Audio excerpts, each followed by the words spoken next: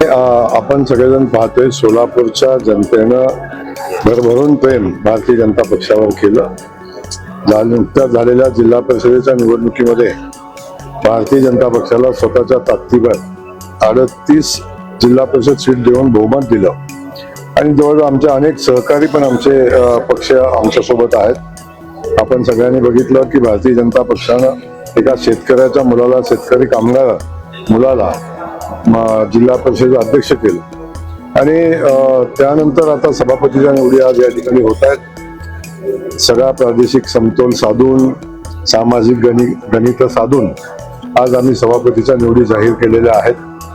खास करून सभापती म्हणून आमच्या संस्कृती सातपुते यांची समाज कल्याण सभापती म्हणून निवड केलेली आहे.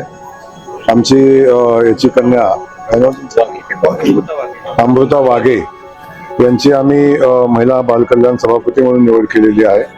आमच्या जिल्ह्याचे अध्यक्ष चेतनशी केदार यांची आम्ही सभापती म्हणून निवड केलेली आहे. त्यासोबत रामाप्पा चिवडशेट्टी यांची आम्ही सभापती म्हणून निवड केलेली आहे.